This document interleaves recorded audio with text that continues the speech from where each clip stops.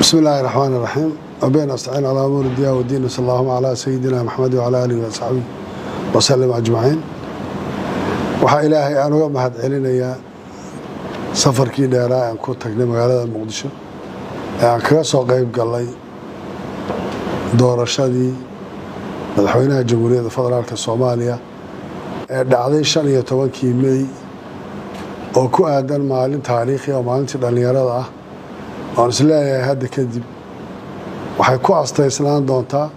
xuska 15 May iyo doorashada madaxweynuhu insha Allah inay noqon doonto mid israaci doonta. awalan waxaan rabaa inaan soo dhaweeyo doorashadaas dhacday iyo natiijadeeda. waxaan rabaa inaan aad ugu mahad celiyo oo aan u hambaliyeeyo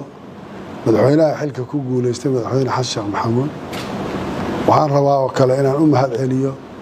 madaxweynihii xilka ka degay Maxamed Cabdullaahi Farmaajo oo si nabadgelyo ah oo aqbalay doorashadaas inay u dhacdo mas'uuliyadiina sidaas ku aqbalay kuna wareejiyay ayna ahayd xil wareejin ama doorasho taariikhi ah sababtoo hoolkii shalay ee labadooda qoriga isugu dhiibeen inay maantana isugu dhiibaan qori isu dhiibkii waa midaan aad iyo aad u soo dhaweynayno ugu faraxsannahay. waxaa kaloo ugu mahad celinayaa madaxweyne Xasan Sheekh Maxamuud baaqiisii ahaa dad Soomaaliyeed oo heshiisa dowladaha caalamkana la heshiisa horumar iyo amniga ka shaqeeya oo aan filayo inuu maanta ahaa qofkii ugu khibradda badnaa intii tartamaysay aanan islahaa qofka ugu habboon ee maanta hawshaas geli lahaa buu ahaa. taas aad baan uga mahad celinayaa una soo dhaweynayaa. waxaa kaloo rabaa inaan u mahad celiyo ra'iisul wasaaraha xukuumadda xilgaarsiinta ahayd Mr. Roble oo aan isleeyahay ama aan u arkayay juhdiga uu bixiyay inuu ahaa mid aad iyo aad u culus oo nafti horannimo ah uuna ku guuleystay in doorashadaasi ay dhacdo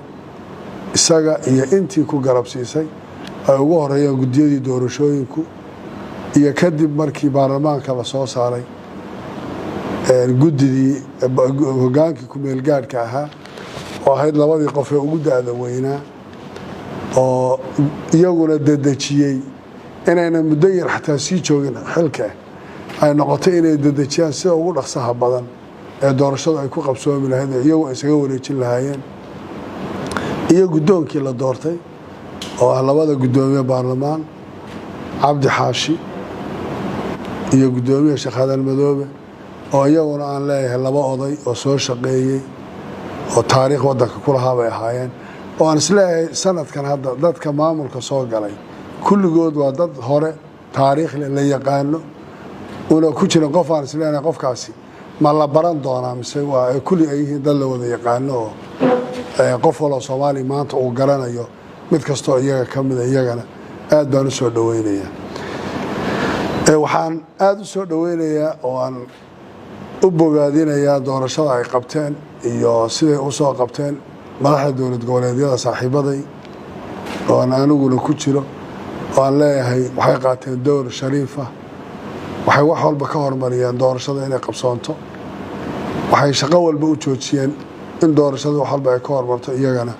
aad baan u soo dhaweynayaa madaxdaas dowlad goboleedyada. waxaan la iloobaynin doorkii ay lahaayeen guddiyada doorashooyinku ama fiid ha noqoto ama guddiyada heer state ee siid ha noqoto. waliba aan ku baaqayo madaxweynaha cusub iyo xukuumadda la dhisi doono iyo madaxda dowlad goboleedyaduba guddiyada doorashooyinku waxay ahaayeen guddiyo tadxiyo sameeyey naftood horannimo sameeyey iyadoo ogtihiin inay nabadiidku guddiyo iska daayay ergooyinkii ay la hanjabayeen oo intaasoo culays u jiray inay garteen inay naftooda u huraan dalkooda waan odhan karo waxay ahaayeen dad u calool adeygay isu dhawal adkeeyey ka qayb qaatay xaalad adagoo waddanku ku jiray ka soo saaray. sidaa daraaddeed waxaan ugu baaqayaa madaxda aan sheegay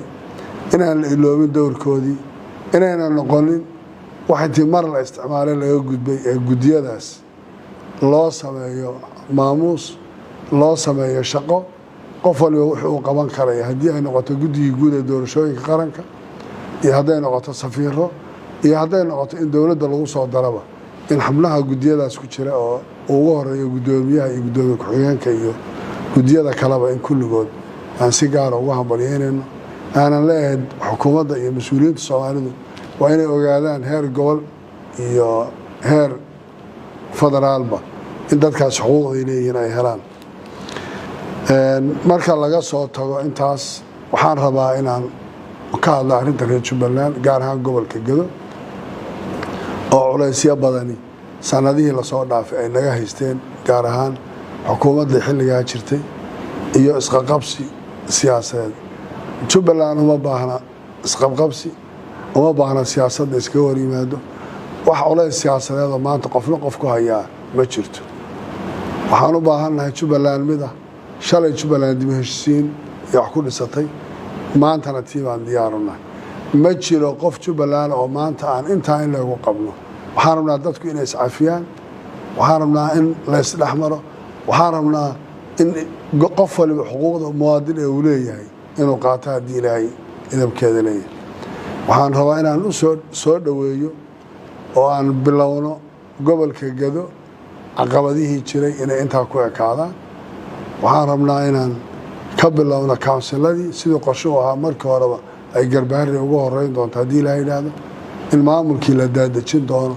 inayna u baahnaanaynin hebel baa lasoo magacaabay iyo hebel baa lasoo magacaabay deegaan walba ay dadku iyagu soo dooran doonaan maamulkooda ood garanaysaan daadejinta maamulku saddexda leebal ee dowladnimo heer federaal heer state iyo heer dowladaha hoose iyo deegaano inay intaasba ay noqonayso jaranjaro shaqada ugu badanna ay ku dhacayso middan kawnsilada ama deegaanada dowladaha hoose la samaynayo haddii oo dadka waxa toos u matalaya ay tahay qof walba waxa uu qaban karaa loo dirayaa waxaan isku dayaynaa inaan dirno maamullo markaan dadka shir u qabanay la isu yeedho kadib capacity u leh mug u leh qaadi karaya mas-uuliyadda dadku ay ku qanacsan yihiin haddii ilaahay yidhaahdo waa la tegi doonaa mas-uuliyiinta oo dhan xildhibaan ha noqdo wasiir ha noqdo cid walba oo gobolkaas iyo Jubbalandba ka soo jeedaaba wasaarad waliba waxaan rajaynayaa inay shaqadeeda geli doonto waxaan raacinayaa in gobolkaas oo mashaariicda iyo wax badan ay ka taagnaayeen maanta laga bilaabo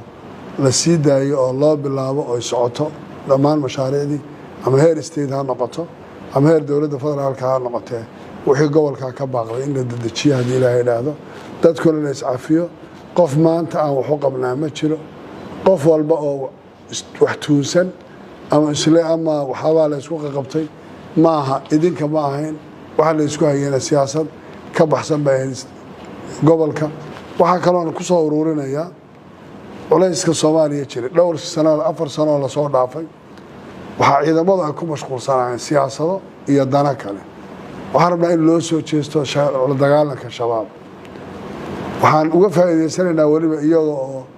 ay hadda dowladihii naga caawin jireen go'aano qaateen in arrinta la dagaalanka shabaab la xoogeeyo la awoodeeyo dagaalka lagu talagalo loo wada xayto inaan midaas soo dhaweyno waan u baahanahay inaan ku talagalno askariga annaga shaqo kala qabanaya maanta qoriga aan haynay si kale loo isticmaalay in kulliga aan isugu geyno la dagaalanka shabaab xormanihi deegaanadeennadii baa la haystaa dadkayga waa dhiban abaar hadday ku dhacday hadday fataxaad ku dhactona waxba uma qaban karayno aan culayska saaro waxaan u baahanahay hal qorshe dagaal oo Soomaaliya oo la qaado hal mar oo aan ku talagalno inaan midkaas kaga jawaabno shabaabna aan deegaanada kaga xoreyno biidinillah 3 bilood ma qaadanayso arrinta hadday aanu samayno marka madaxweyne xasan sheekh oo horeyna dagaalkaas qayb libax la uga qaatay garanaya wuxuu ahaa maanta ninku cusub aan ahayn waxaan aad ugu soo dhaweynayaa waanan ka wada hadalay inay arrinta 1 iyo 2 iyo 3 u tahay in deegaanada la xoreeyo dhulka la isu wada furo shabaab si wada jira loola dagaalamo kaliya waxaan ku darayaa inuu noqdo mid qorshaysan oo hal mar la wada qaado kaasana cadawga kaga faa'iideysan karaa waxaan aad iyo aad ugu bogaadinayaa dadka Soomaaliyeed dawladana in la shaqeeyo waxa maanta inoo dhiman ay tahay inaan intaas kala uga sii dhawaano Jubbaland ay tahay horgal haddii ilaahay yidhaahdo